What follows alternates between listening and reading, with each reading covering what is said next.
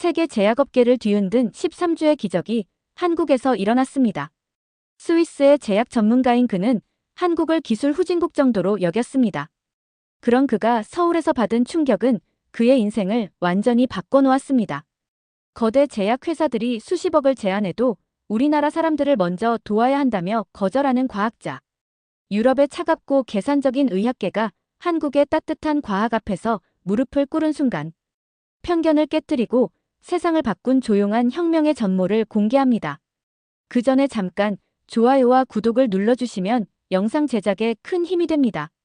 안녕하세요. 제 이름은 제노 바움가르트너예요. 스위스 취리히에서 살고 있고요. 매일 아침 6시 반이면 정확하게 일어나요. 늘 똑같은 회색 정장을 입고 파란색 컵에 커피를 마셔요. 그리고 똑같은 깨끗한 길을 따라 걸어서 회사에 출근하고 있어요. 20년 동안 같은 일을 해왔어요. 신약을 검토하고 어떤 약이 좋은지 나쁜지 판단하는 일이에요. 대형 제약회사들이 저한테 새로운 치료제에 대한 진실을 말해달라고 돈을 주고 있는 거죠. 제 사무실은 흰 벽으로 되어 있고 벽마다 차트가 붙어 있어요. 책상은 온통 숫자들로 가득하고요. 저는 사람보다 숫자를 더 믿어요. 숫자는 거짓말을 안 하거든요. 근데 사람은 늘 거짓말을 하잖아요. 오늘도 여느 날과 다르지 않게 시작했어요. 가죽 의자에 앉아서 컴퓨터를 켜고 이메일을 열었죠. 프랑스에서 온 보고서가 있었고 독일 것도 있었고 미국에서 온 것도 있었어요. 그런데 이상한 게 하나 있었어요. 한국에서 온 보고서가 있었거든요. 저는 웃었어요. 한국이 왜 저한테 무슨 자료를 보냈을까요? 한국은 핸드폰이랑 자동차를 만드는 나라지 진짜 의약품은 못 만들잖아요. 한국은 늘 다른 나라 걸 따라만 만든다고 생각했어요. 다들 그렇게 알고 있었고요. 처음엔 그 이메일을 지우려고 했어요. 근데 뭔가가 제 손을 멈추게 했어요. 그냥 심심했을 수도 있고 또 하나의 엉터리 보고서를 보고 웃고 싶었던 걸 수도 있어요. 그래서 파일을 열어봤어요. 맨 위에 FDA라고 써 있었어요. 그 글자가 제 눈을 멈추게 했죠. FDA는 미국의 식품의약국인데 정말 까다롭기로 유명하잖아요. 가짜 약 같은 건 절대 승인 안 해요. 첫 줄을 읽었는데 한국의 한 회사가 새로운 물질에 대한 승인을 받았다고 되어 있었어요. 그냥 승인도 아니었어요. 이 종류의 분자에 대해 세계 최초로 승인받았다는 거였어요. 그 순간 커피가 식었어요. 마시는 것도 잊었거든요. 계속 읽어봤어요. 동물 실험, 안정성 테스트, 인체 실험에 대한 이야기가 나왔어요. 이 모든 실험이 13주 만에 끝났대요. 13주요? 그건 말도 안 되는 거예요. 유럽에서는 시험 하나 준비하는 데만 몇 달이 걸리고 모든 테스트를 끝내려면 몇 년씩 걸려요. 어떤 경우에는 10년도 넘게 걸리기도 하고요. 근데 이 한국 보고서는 모든 게 13주 안에 끝났다고 쓰여 있었어요. 안경을 벗어서 닦았어요. 다시 쓰고 숫자를 다시 읽었어요. 숫자들이 진짜처럼 보였어요. 아니, 너무 진짜 같았어요. 제가 20년 동안 이 일을 하면서 이렇게 깔끔한 데이터는 본 적이 없어요. 보통은 문제가 있거든요. 의문이 들고 뭔가 어긋나는 부분이 있어요. 근데 이 한국의 숫자는 완벽했어요. 모든 실험이 성공했고 결과도 좋았어요. 부작용도 없고 실패도 없었어요. 이게 오히려 더 의심스러웠어요. 이런 완벽한 결과는 가짜 보고서에서나 나오는 거거든요. 진짜 과학은 항상 어디선가 문제가 생기기 마련이에요. 그래서 조수를 불렀어요. 이 한국 회사에 대해 찾을 수 있는 거 다 가져와 줘요. 이름은 라이펙트 바이오예요. 1시간쯤 뒤에 조수가 얇은 서류철 하나를 가져왔어요. 안에 들어있는 건 거의 없었어요. 유명한 웹사이트도 없고 멋진 건물도 없고 유명한 과학자도 없었어요. 서울에 있는 작은 스타트업일 뿐이었어요. 이건 더 의심스러웠어요. 이렇게 작은 회사가 어떻게 거대 제약사도 못하는 일을 했다는 거죠? 분자 구조 도표를 봤어요. 수천 개의 도표를 다뤄봤기 때문에 진짜 과학과 가짜 과학은 딱 보면 알 수 있거든요. 근데 이 도표들은 진짜 좋아 보였어요. 너무 좋아서 문제였죠. 그 물질의 이름은 에너브였어요. 이게 약물을 특정 부위, 심장이나 뇌, 간, 암세포 같은 데만 전달해주는 역할을 한다고 해요. 근데 건강한 세포는 해치지 않는다고 했고요. 물에도 잘 녹는다고 했어요. 이게 사실이라면 모든 게 바뀔 수 있어요. 대부분의 항암제는 건강한 세포까지 망가뜨리니까요. 그래서 암 환자들이 치료받을 때 그렇게 힘든 거잖아요. 독한 약을 써야만 약물이 작용하니까요. 근데 이 한국산 에너브는 그런 문제를 다 해결한다고 했어요. 의자에 등을 기댔어요. 창밖으로 스위스 산맥을 바라봤어요. 제 삶은 늘 정리정돈이 잘 돼 있었어요. 세상이 어떻게 돌아가는지도 잘 알고 있었고요. 그런데 한국은 제 머릿속 세상에 안 맞았어요. 한국은 따라가는 나라지 선도하는 나라는 아니었거든요. 흉내내는 나라지 창조하는 나라는 아니었고요. 근데 혹시 제가 틀린 거라면요? 전화를 들었어요. 항공사에 걸었죠. 서울행 티켓 하나 필요해요. 상담원이 언제 출발할 거냐고 물었어요. 내일이요. 제가 그렇게 말했어요. 그녀가 놀란 목소리를 냈어요. 사실 저도 놀랐어요. 저는 평소에 이렇게 갑작스러운 결정을 하는 사람이 아니거든요. 뭐든 다 미리 계획하고 움직이는 스타일인데 이번엔 뭔가 달랐어요. 이 한국 보고서가 자꾸 머릿속에 걸리는 거예요. 직접 가서 확인해야겠다고 생각했어요. 그날 밤 짐을 쌌어요. 회색 정장들, 노트북, 계측 도구들을 챙겼어요. 한국에서 뭘 보게 될지는 저도 몰라요. 사기를 발견할 수도 있고 천재를 만날 수도 있겠죠.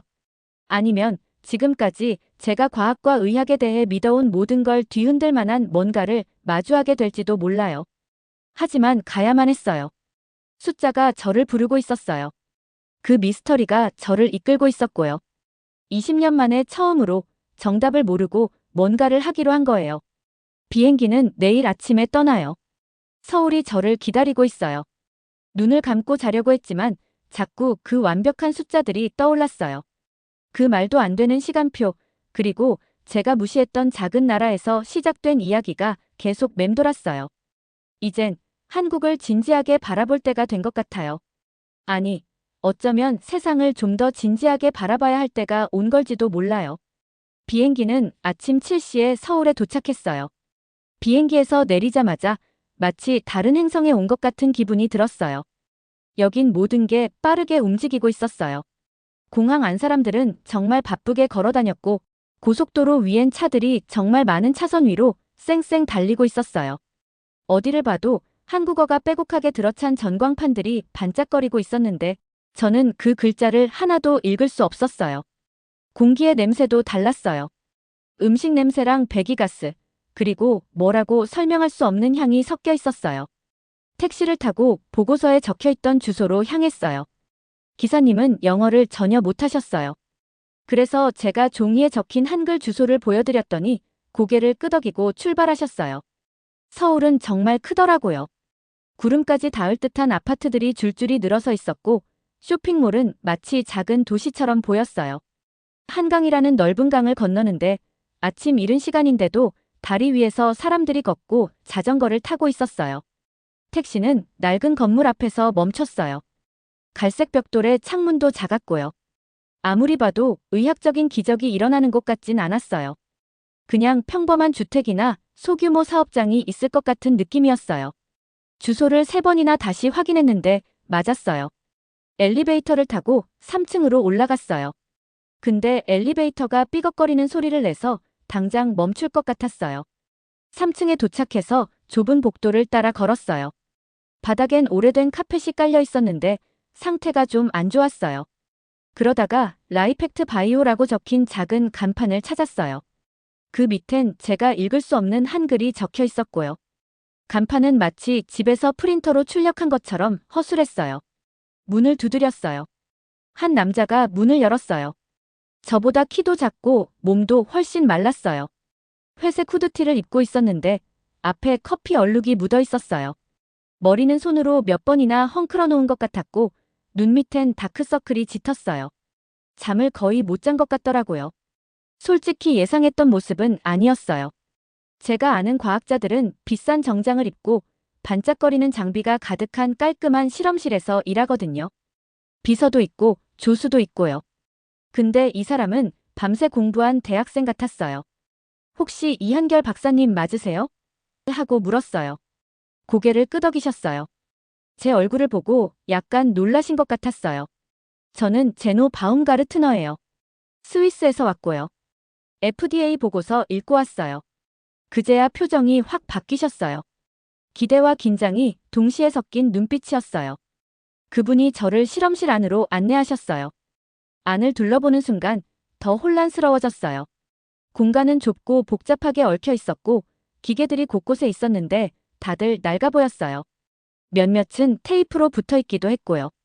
책상 위에는 종이들이 어지럽게 널려 있었고 비싼 현미경 옆에는 커피잔이 놓여 있었어요. 여긴 미래의 의학이 탄생한 것 같지가 않았어요. 그런데 한결 박사님이 자신의 연구에 대해 설명하시기 시작하셨어요. 눈빛이 반짝였고 손짓도 커졌어요. 영어는 완벽하지 않았지만 그 말투 속에 열정이 고스란히 느껴졌어요. 차트랑 그래프, 실험 결과, 현미경으로 찍은 세포 사진까지 하나하나 보여주셨어요. 제가 스위스에서 본 보고서와 내용이 정확히 일치했어요. 그러다가 예상치 못한 행동을 하셨어요. 과학 얘기를 멈추시더니 책상에서 하얀 봉투 하나를 집어오셨어요. 더 보여드리기 전에 이걸 먼저 읽어보셨으면 해요 하고 말씀하셨어요. 봉투 안에는 손글씨로 적힌 편지가 들어있었어요. 한국어였고 클립으로 영어 번역본이 함께 끼워져 있었어요. 저는 영어 번역본을 소리내어 읽었어요. 이한결 박사님께. 3달 전만 해도 저는 10분 넘게 책을 읽는 게 불가능했어요. 눈이 너무 아팠거든요. 딸이 찾아와도 얼굴이 뿌옇게 보였어요. 그런데 지금은 눈이 아프지 않아요. 책도 다시 읽을 수 있어요. 지난주엔 제 딸이 결혼식 전에 써준 편지를 처음부터 끝까지 다 읽었어요. 모든 글자가 또렷하게 보였고 딸의 예쁜 얼굴도 선명하게 볼 수 있었어요. 제 시력을 되찾게 해주셔서 정말 감사드려요. 다시 가족을 볼 수 있게 해주셔서 고맙습니다. 읽다가 멈췄어요. 가슴이 뭔가에 꽉 눌린 듯 답답해졌고 목도 바짝 말랐어요.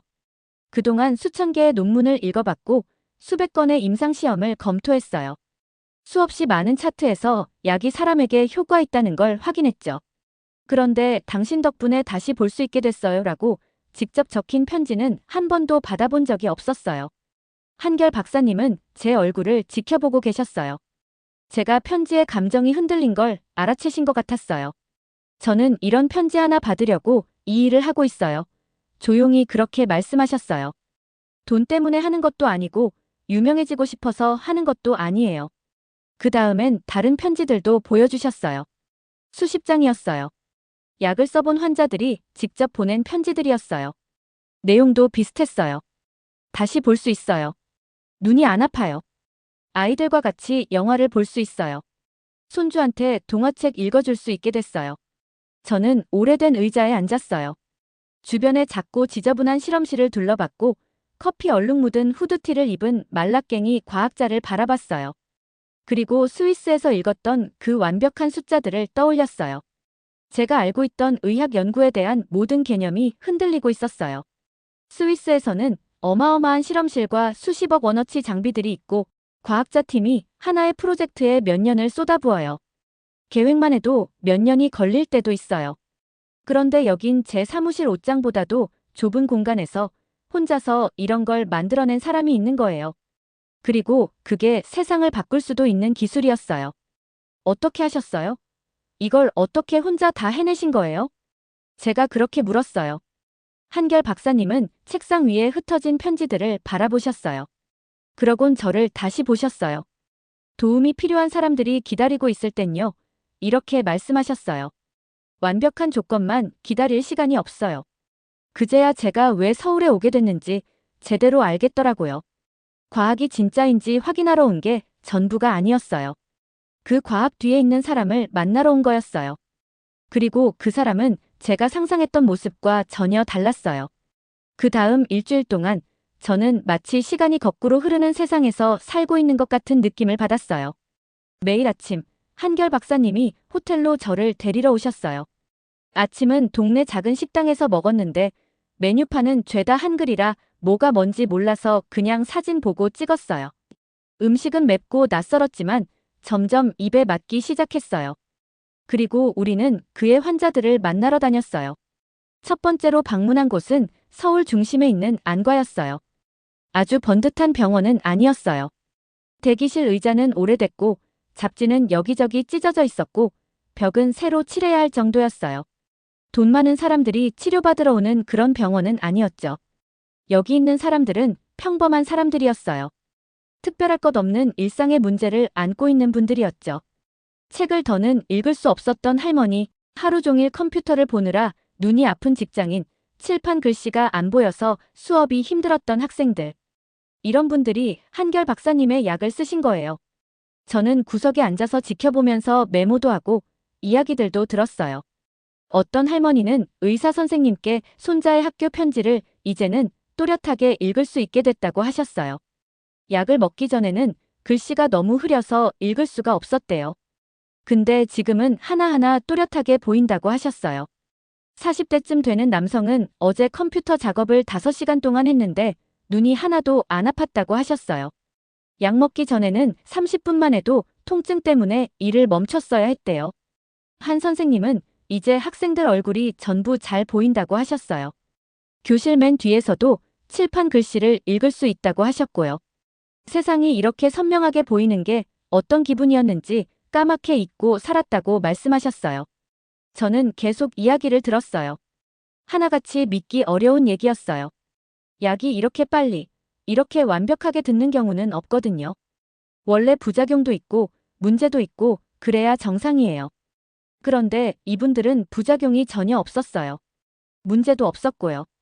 그냥 시력이 좋아지고 삶이 더 밝아졌다는 이야기뿐이었어요. 점심시간에 저는 독일에 있는 동료 알렉산드라에게 전화를 걸었어요. 제가 지금 보고 있는 것들에 대해 이야기했죠. 제노, 그녀가 말했어요. 지금 당신이 정말 객관적인 거 맞아요? 가끔은 우리가 진심으로 어떤 걸 믿고 싶어지면 사실이 아닌 것도 사실처럼 보일 수 있어요. 저는 식당 안을 둘러봤어요. 한결 박사님은 젓가락으로 국을 떠먹고 계셨어요. 주변엔 평범한 사람들이 평범한 일상을 살아가고 있었어요. 에너지와 희망이 넘치는 도시였죠. 알렉산드라, 제가 말했어요. 저는 평생 객관적인 자세로 살아왔어요. 이제는 사람답게 살아봐야 할 때인 것 같아요. 그녀는 한동안 아무 말도 없었어요. 그리고 나서 이렇게 말했어요. 제약회사 쪽에서 질문이 들어오고 있어요. 왜 당신이 증명도 안 된 한국 연구에 이렇게 많은 시간을 쓰고 있는지 궁금해하더라고요. 전화를 끊고 나니까 마음이 무거워졌어요. 두 세계 사이에 끼어 있는 느낌이었어요. 스위스에는 규칙이 있고 시스템이 있고 정해진 방식이 있어요. 모든 사람이 같은 절차를 따르고 같은 결과를 기대하죠. 근데 서울에선 한 사람이 그 모든 규칙을 무시했어요. 원래는 팀으로 해야 할 일을 혼자 했고 몇 년이 걸려야 할 실험들을 몇 주 만에 끝냈고 기존 것을 따라 하라는 자리에 새로운 걸 만들어냈어요. 오후에는 한결 박사님이 예전에 쓰던 실험실을 보여주셨어요. 또 다른 낡은 건물 지하에 있었고 지금은 텅 비어 있었지만 과거의 모습을 상상할 수 있었어요. 여기서 4년 동안 혼자 일했어요. 박사님이 말씀하셨어요. 낮에는 실험하고 밤에는 편의점에서 일했어요. 실험 장비 사려고요. 저는 상상해봤어요. 사람들의 시력을 되찾아주려고 낮엔 연구하고 밤엔 계산대에 서서 돈을 세고 진열대를 정리하던 모습이요. 스위스에선 과학자들이 정부 보조금이나 기업 지원을 받잖아요. 밤일하면서 연구하는 경우는 거의 없어요. 그럼 왜 그만두지 않으셨어요? 제가 물었어요. 그는 핸드폰에서 사진 하나를 보여주셨어요. 웃고 있는 할머니 사진이었는데 책을 들고 계셨어요. 이분이 제 약을 처음 써보신 분이에요. 박사님이 말했어요. 5년 동안 책을 한 줄도 못 읽으셨대요. 근데 제 약 드시고 나서 일주일 만에 소설 한 권을 끝까지 읽으셨대요. 그러고 이 사진을 보내주셨어요. 저는 그 사진을 뚫어지게 봤어요. 할머니의 웃음이 화면에서 빛처럼 퍼지고 있었어요. 누군가가 자기 희망을 저한테 걸었을 땐요. 한결 박사님이 조용히 말씀하셨어요. 그걸 배신할 수가 없어요. 밤을 새워야 해도 제 돈을 다 써야 해도 사람들이 미쳤다고 해도요. 그날 밤 저는 호텔방에 앉아서 지난 20년의 제 일을 떠올렸어요. 사람들한테 도움이 되는 약도 승인했고 해로울 수 있는 약은 거절했어요. 과학적인 근거로 옳은 결정을 내려왔다고 믿고 있었어요. 그런데 저는 그 약을 복용한 사람들을 실제로 만난 적이 없었어요. 그분들이 나아지는 얼굴을 직접 본 적도 없었고 고맙다는 편지를 손에 쥐어본 적도 없었어요. 저는 의학을 사업처럼 대했어요. 싸게 사고 비싸게 팔고 위험은 줄이고 이익은 늘리고요. 그런데 한결 박사님은 사명처럼 여기고 계셨어요. 사람을 도와야 하고 생명을 구해야 하고 희망을 전해야 한다고요. 그때 제 핸드폰이 울렸어요. 또 알렉산드라였어요. 제노, 그녀가 말했어요. 스위스로 돌아오셔야 해요. 지금 한국 기술 관련 회의가 잡혔어요. 중요한 사람들이 당신 얘기를 듣고 싶어 해요. 저는 호텔 창밖을 봤어요. 서울의 불빛이 끝도 없이 이어지고 있었어요. 이 도시는 절대 잠들지 않아요. 사람들은 계속 움직이고 일하고 자기 삶을 조금이라도 더 나아지게 하려고 애쓰고 있었어요. 돌아가긴 할 거예요. 제가 말했어요. 하지만 저는 일주일 전에 스위스를 떠난 그 사람이 아니에요. 무슨 말이에요? 그녀가 물었어요. 예전엔 의학이 분자와 돈에 관한 거라고 생각했거든요. 근데 지금은 전혀 다른 걸 의미할 수도 있다고 느껴요. 전화를 끊고 저는 짐을 쌌어요. 내일 스위스로 돌아가는 비행기를 타야 했어요. 중요한 사람들과 회의를 해야 하고 한국 과학에 대한 질문에도 답해야 하죠. 하지만 저는 할머니가 책을 읽는 모습을 계속 떠올릴 거예요. 선생님이 학생들의 얼굴을 또렷하게 보는 장면도요.